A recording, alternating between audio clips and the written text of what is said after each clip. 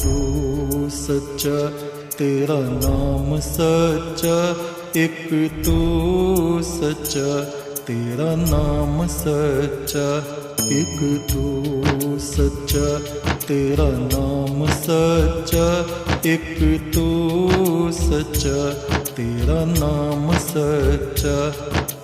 कोई नहीं तेरे जैसा तेरे सिवा, एक तू सच्चा, तेरा नाम सच्चा।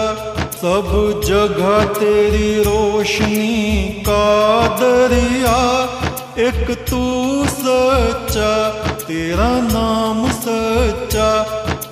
सब बीमार तू बीमारों की दवा, एक तू सच्चा, तेरा नाम सच्चा। बेहतर है बहस से जिक्र तेरा, एक तू सच्चा, तेरा नाम सच्चा। ये मेरा जिस्म है महल तेरा, जहाँ रात दिन चमके नूर तेरा। इस नूर का तवाफ करे सातों आसमां, हर फरिश्ता नूर में करे सजदा। एक तू सच्चा, तेरा नाम सच्चा, एक तू सच्चा, तेरा नाम सच्चा। गंगा जी के किनारे आप गए हैं और वहां की परंपरा है, उसमें गंदे कपड़े मत धुलो, साबुन मत लगाओ। क्यों? वो जल गंदा होगा, मलिन हो जाएगा। आगे दूसरे लोग पूजा कर रहे होंगे, कोई जल पी रहे होंगे।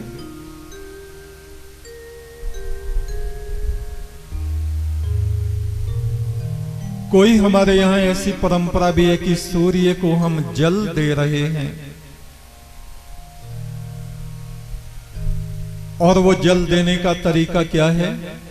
हमारे हाथ में जल का पात्र है और मस्तक से ऊपर हाथ ले जा करके ऐसे पानी देते हैं। वो जल धारा और सूर्य और हमारी आंखें, उधर सूर्य है, उधर जल है और उधर हमारी आंखें, हमारा शरीर। वो सूर्य की किरणें उस जल से परावर्तित होकर हमारे नेत्रों पर, मस्तक पर, कंठ पर पड़ती हैं, वक्ष स्थल पर पड़ती हैं। तो जो हमारे शरीर में रोग होते हैं, सिर में दर्द है, ठीक हो जाएगा। आंखों में ज्योति कम हो गई है, नजर गिरने लगी है, वो ठीक हो जाएगी। गले की बीमारी है, वो ठीक हो जाएगी। हृदय रोग है, वो ठीक हो जाएगा। ये विज्ञान है। वो विज्ञान हम भूल गए हैं। पीपल के चारों तरफ चक्कर काट रहे हैं हमारी माताएं, धागे लेके और घूम रही हैं, उसको पूर रही हैं। उन्हें पता नहीं कि ये है क्या। जिनको सांस की बीमारी होती है, प्रतिदिन अगर वे पीपल के चारों तरफ 7, 8, 10, 11, 12 चक्कर लगाते रहें, तो एक तो सांस की गति तीव्र होगी और जो ऑक्सीजन पीपल के पत्तों से निकल रही है वो हमारे शरीर के भीतर जाएगी और हृदय रोग, सांस का रोग ठीक हो जाएगा। ये परंपराएं हैं, लेकिन इसका अर्थ ये नहीं कि गुरु महाराज ने कह दिया था अब तो चलो पीपल के चक्कर काटेंगे 108 या 1100, या चलो अब बाल्टियां भर लो और सूरज को जल दो और बीमारियां ठीक हो जाएंगी। रूढ़िवाद में हमें कभी नहीं जाना चाहिए, पाखंडवाद में कभी नहीं जाना चाहिए। आत्मा का सूर्य हमारे भीतर चमक रहा है। आत्मा का कल्प वृक्ष हमारे शरीर में है, जिस कल्प वृक्ष के तले 33 करोड़ देवता बैठे हुए उस परम ब्रह्म की आराधना करते हैं। इस शरीर की गुफा में उस परमात्मा का हम ध्यान करें, दिखावे में ना पड़े, पाखंड में ना पड़े, दूसरों से अपने जीवन के निर्णय न कराएं। ब्रह्मपुत्र नदी के किनारे महादेव शिव अपने शिष्यों के साथ गुफाओं में निवास करते थे। सुबह सुबह एक दिन नंदी गुफा के आसपास झाड़ू लगा रहे थे।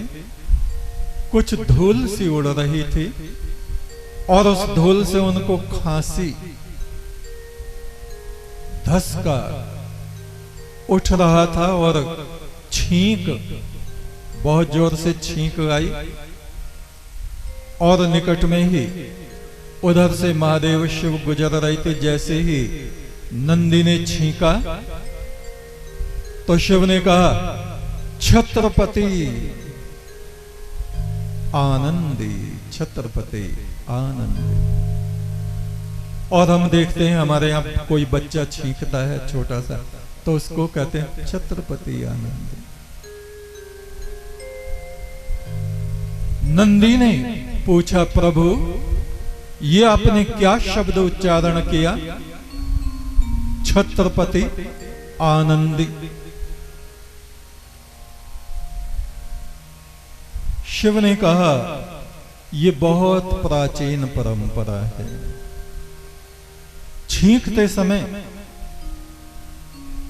छोटे बच्चों की आत्मा को,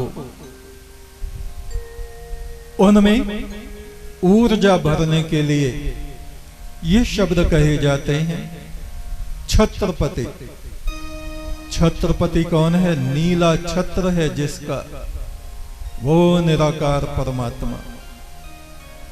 आनंदी, तुम्हारी आत्मा को आनंद से भर दे, ये इसका अर्थ है। नंदी ने पूछा, हे प्रभु ये परंपरा कब से है? कहा, बहुत प्राचीन काल में यक्षों में कुबेर के यहां एक यक्ष था। उसने कुबेर को प्रसन्न किया, घोर तपस्या की।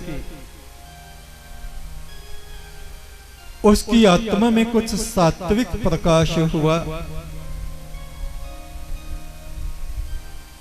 किंतु उन यक्षों में कुछ बुराइयां भी थीं। उनका ज्ञान बहुत गहन था। उनके यक्ष प्रश्न ऐसे होते थे, उनका उत्तर अच्छे अच्छे सिद्ध नहीं दे सकते थे। वे यक्षगण आत्मा की इतनी गहन गहराई में पहुंचे कि उन्होंने अपने पिछले हजारों लाखों जन्मों को जान लिया। किंतु फिर भी कुछ यक्षों में बड़ी कठोरता, निर्दयता थी उनमें। उस यक्ष ने जब कुबेर को प्रसन्न किया तो कहा, यक्षराज आप मुझे वरदान देना चाहते हैं तो दीजिए। मेरी इच्छा होती है कि जहां मुझे मनुष्य मिले वहां मैं उनका रक्त चूस कर शरीर से बाहर निकाल दूं और वे कंकाल की तरह गिर जाएं। कुबेर ने कहा, यह तो बहुत ही भयंकर इच्छा है, ये अनुचित है, ऐसा तुम्हें नहीं करना चाहिए। तुमने परम ब्रह्म की साधना की है और फिर भी तुम्हारे भीतर इतनी अशुद्धता। उसने कहा, कभी कभी तो ऐसा होना चाहिए। तब कुबेर ने कहा, देखो किसी को छींक आए और वो छत्रपति ना बोले तो तुम अपनी इच्छा पूरी करना, किंतु उससे तुमको क्या लाभ होगा? मनुष्यों का रक्त चूस के तुम एक तरफ फेंक दोगे? बताओ, इससे न तुम्हारा उपकार होगा, न मनुष्यों का होगा, न परमात्मा प्रसन्न होगा।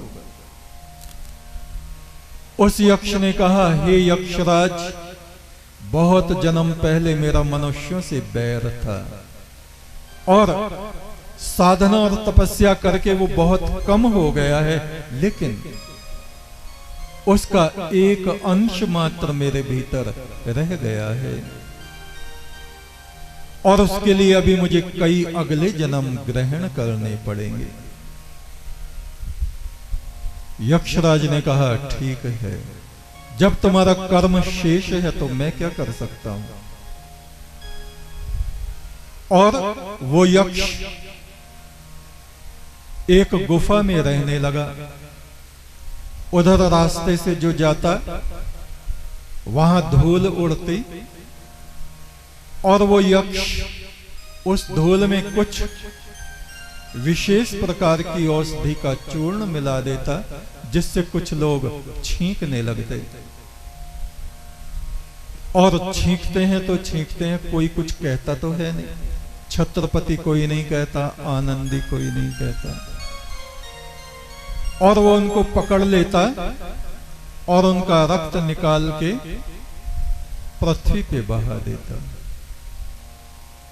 मुश्किल से उसको वर्ष में 1 या 2 ऐसे व्यक्ति मिलते होंगे, पर उसकी जो हिंसक प्रवृत्ति थी पिछले जन्मों की, उस प्रवृत्ति को संतुष्टि उसे मिलती।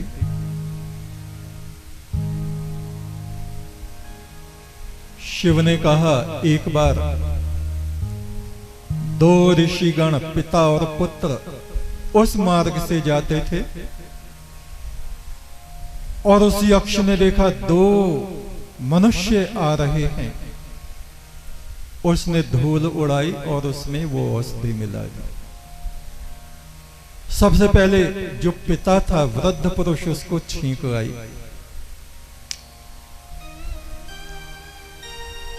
और पुत्र ने कहा, छत्रपति, इससे पहले कि वो जाके पकड़ता यक्ष उसको, उसने अपना हाथ पीछे कर लिया। इसको कैसे पता चला छत्रपति का? फिर वो पुत्र आगे बढ़ा और उसको छींक आई तो पिता ने कहा, छत्रपति। वो भी उस यक्ष से बच गया। उन दोनों के सन्मुख वो यक्ष प्रकट हो गया। उन ऋषियों से कहा, हे ऋषियों, तुम्हें ये छत्रपति शब्द किसने बताया? उन ऋषियों ने कहा, हे यक्षराज, तुमको इस बात से क्या लेना देना?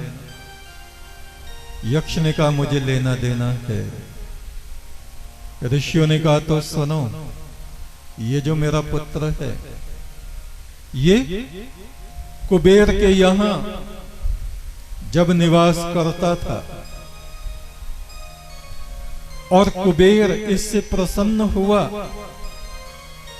और ये वहां से चलने लगा, तो कुबेर ने कहा, सुनो, हमारे यहां एक पिछले जन्म का दुष्ट आत्मा वाला यक्ष है, हो सकता है वो तुम्हें कहीं मिल जाए। एक बात का ध्यान रखना, उसके चंगुल से छूटने का एक ही उपाय है, जब तुमको या किसी और को छींक आए तो छत्रपति बोल देना। इससे उस यक्ष का कोई भी प्रभाव तुम पर नहीं होगा। और यदि तुम उस यक्ष का उद्धार करना चाहो तो उसकी तरफ देखते हुए, उसकी आंखों में आंखें डालते हुए 7 बार छत्रपति छत्रपति छत्रपति छत्रपति ये बोलना। उसकी आसुरी शक्ति नष्ट नष्ट नष्ट होती चली जाएगी और वो फिर दिव्य आत्मा को धारण कर लेगा। तो हे यक्ष, मुझे लगता है तुम ही वो पुराने दुष्ट आत्मा हो और मैं कुबेर के उस वचन का अनुसरण कर रहा हूं, सावधान हो जाओ। उस पुत्र ऋषि ने उस यक्ष की आंखों की तरफ देखते हुए छत्रपति छत्रपति छत्रपति छत्रपति छत्रपति कहना शुरू किया, और उस यक्ष के भीतर से धुआं निकलने लगा, धुआं निकलने लगा। और जब अंतिम बार उसने छत्रपति कहा तो वो यक्ष बेहोश होकर नीचे गिर गया। जो प्राचीन किसी जन्म का दुष्ट भाव उसके भीतर दृढ़ होके बैठा हुआ था, वो बिल्कुल नष्ट हो गया। उस यक्ष को होश आया और कहा, हे ऋषियों, मैं कहां हूं?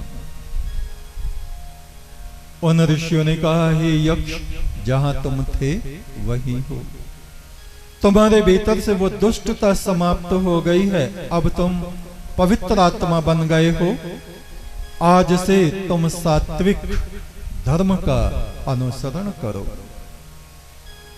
वो यक्ष उस पुत्र ऋषि के चरणों में झुक गया। शिव ने कहा, हे नंदी, उस जन्म में तुम ही वो पुत्र ऋषि थे जिसके प्रभाव से उस यक्ष के भीतर से वो उसके पिछले किसी जन्म की दुष्ट भावना नष्ट हो गई थी।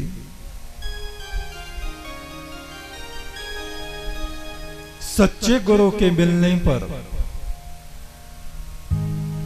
आत्मा में पूर्णता प्राप्त होती है, ईश्वर का द्वार प्राप्त होता है। जन्म जन्म के अंधकार दूर हो जाते हैं।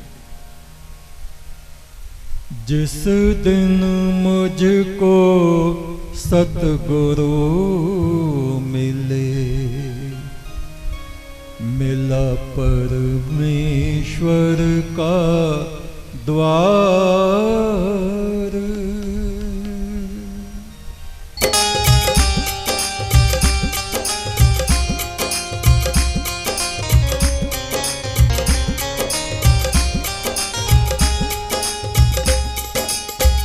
जिस दिन मुझको सतगुरु मिले, मिला परमेश्वर का द्वार। जिस दिन मुझको सतगुरु मिले, मिला परमेश्वर का द्वार।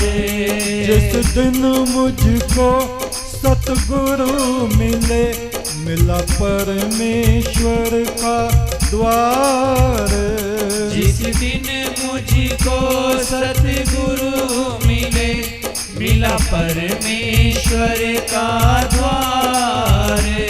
मेरे हृदय के पट खुल गए, हुआ ब्रह्म उजियार। मेरे हृदय के पट खुल गए, हुआ ब्रह्म उजियार। मेरे हृदय के पट खुल गए, हुआ ब्रह्म उजियार। मेरे हृदय के पट खुल गए, हुआ ब्रह्म उजियार। जिस दिन मुझको सतगुरु मिले, मिला परमेश्वर का द्वार। एक तो सच्चा तेरा नाम सच्चा, परमेश्वर सच्चे बादशाह। एक तो सच्चा तेरा नाम सच्चा, परमेश्वर सच्चे